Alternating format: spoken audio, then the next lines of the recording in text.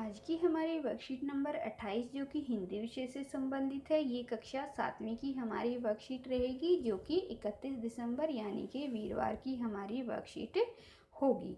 सबसे पहले विद्यार्थी का नाम की जगह बच्चे अपना नाम डालेंगे। कक्षा अध्यापक के नाम की जगह वो अपने कक्षा अध्यापक या कक्षा अध्यापिका का नाम जो है वो डालेंगे।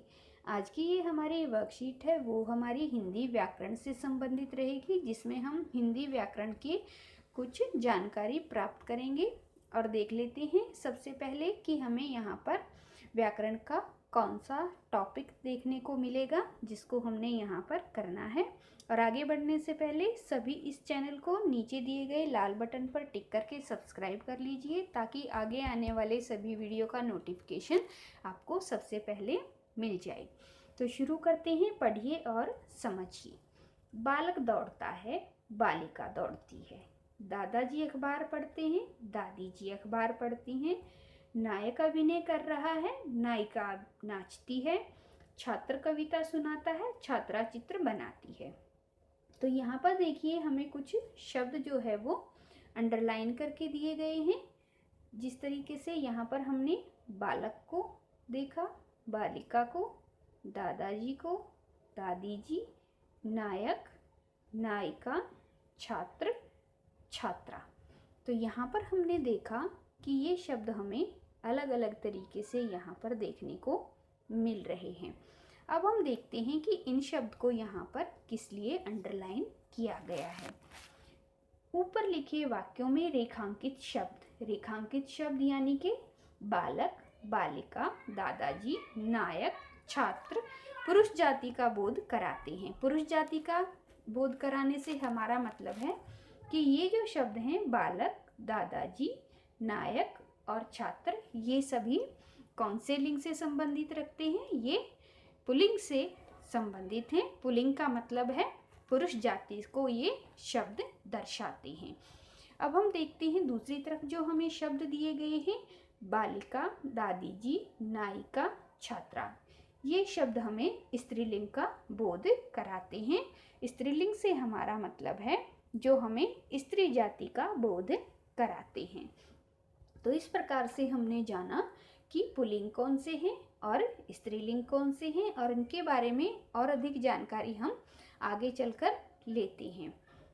कि ऊपर दिए गए वाक्यों में रेखांकित शब्द बालक, दादाजी, नायक और छात्र पुरुष जाति का बोध कराते हैं तथा बालिका, दादी जी, नायिका और छात्रा स्त्री जाति का बोध कराते हैं। अंततः पुल्लिंग क्या होते हैं? पुरुष जाति का बोध कराने वाले शब्दों को पुल्लिंग कहते हैं। तो यहाँ पर हम ये बोल सकते हैं कि जो शब्द हैं यहाँ पर हमने पढ़े हैं, जैसे कि बालक, दादाजी, नायक और छात्र, ये सभी पुल्लिंग हैं। तो पुल्लिंग कौन से होते हैं? जो पुरुष जाति का बोध कराने वाले शब्द होते हैं उनको हम पुल्लिंग कहते हैं, जैसे लेखक, पुत्र, मुर्गा, मामा, शेर, मोर इत्यादि। अब चलते हैं स्त्रीलिंग कि जो शब्द हमें स्त्री जाति का बोध कराते हैं उन शब्दों को हम स्त्रीलिंग कहते हैं, जैसे लेखिका, पुत्री, मुर्गी, मामी, शेरनी, मोरनी इत्यादि। हिंदी व्याकरण में केवल 2 लिंग पुल्लिंग और स्त्रीलिंग होते हैं, नपुंसक लिंग हिंदी में नहीं होता है। कहने का मतलब है कि हम व्याकरण में कितने लिंग पढ़ते हैं? हम व्याकरण में, हिंदी व्याकरण में 2 लिंग पढ़ते हैं। पहला है पुल्लिंग जिसमें हम पुरुष जाति शब्दों को रखते हैं, और दूसरा है स्त्रीलिंग जिसमें हम स्त्री जाति के शब्दों को रखते हैं। एक तीसरी तरीके का भी लिंग हम यहाँ पर बता देते हैं, नपुंसक लिंग जिसको हम बोलते हैं, लेकिन जो हमारी हिंदी भाषा है उसमें हम इसका उपयोग नहीं करते हैं। अब हम चलते हैं आगे की तरफ और देखते हैं कि हमें जो शब्द दिए गए हैं जो कि हमारे पुल्लिंग हैं या फिर स्त्रीलिंग हैं, हम उनको किस तरीके से लिंग उनका बदलते हैं। तो हमें करना क्या है कि अगर हमारे पास शब्द पुल्लिंग है तो हम उसको स्त्रीलिंग में बदलेंगे, और अगर हमारा शब्द जो है वो स्त्रीलिंग है तो हम उसको पुल्लिंग में बदल देंगे। तो सबसे पहले देखिए, पहला शब्द हमें दिया गया है घोड़ा। तो घोड़े का स्त्रीलिंग हमारा हो जाएगा घोड़ी। तो इस तरीके से आप घोड़े का स्त्रीलिंग जो है वो कर दीजिए घोड़ी।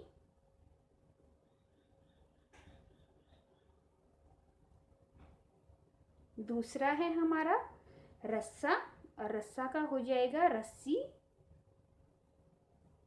बूढ़ा, बूढ़ा का हमारा स्त्रीलिंग हो जाएगा बूढ़ी।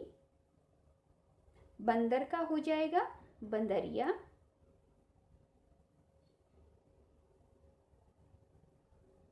पुजारी का हमारा हो जाएगा पुजारिन। देवर का हमारा हो जाएगा देवरानी।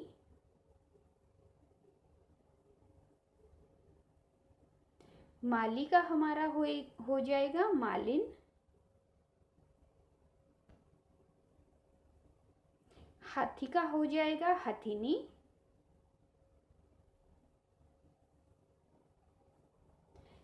शिक्षक का हो जाएगा शिक्षिका। शिक्षक जो हमारा शब्द रहेगा इसका स्त्रीलिंग हो जाएगा शिक्षिका।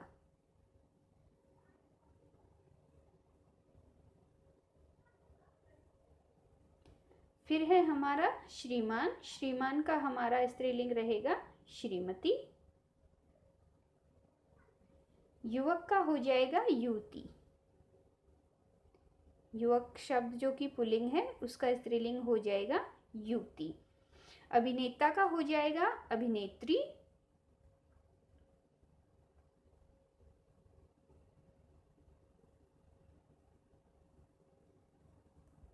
अभिनेता जो शब्द रहेगा उसका स्त्रीलिंग हमारा हो जाएगा अभिनेत्री। और जो अंतिम शब्द है हमारे पास कवि, कवि का स्त्रीलिंग हो जाएगा कवियत्री। तो इस तरीके से हमने देखा कि हमने किस तरीके से यहाँ पर दिए गए पुल्लिंग शब्दों को स्त्रीलिंग में बदल दिया है। एक बार हम दोबारा से फिर से इसको देख लेते हैं कि हमने उन शब्दों को कैसे चेंज किया है। तो पहला जो शब्द है हमारे पास घोड़ा, उसका स्त्रीलिंग हमने बनाया घोड़ी। रस्सा जो कि पुल्लिंग है उसकी स्त्रीलिंग शब्द हमने बनाया रस्सी। बूढ़ा का हमने बनाया बूढ़ी। बंदर का हमने बनाया बंदरिया। पुजारी का हमने पुजारिन किया। देवर का देवरानी। माली का मालिन। हाथी का हथिनी। शिक्षक का शिक्षिका। श्रीमान का श्रीमती। युवक का युवती। अभिनेता का अभिनेत्री। और अंत में कवि शब्द का हमने स्त्रीलिंग जो है वो बदला, वो हमने कवियत्री में बदला। तो इस तरीके से हमने देख लिया कि किस तरीके से आप पुल्लिंग को स्त्रीलिंग में बदल सकते हैं।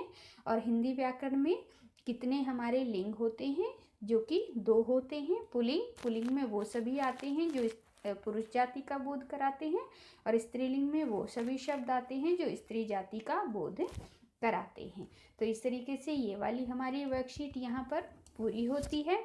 और अंत में हमें दिया गया है कोविड के संदर्भ में उचित व्यवहार संबंधी संदेश, जिसके अनुसार हमें नियमित रूप से अपने हाथों को साबुन और पानी से धोना चाहिए।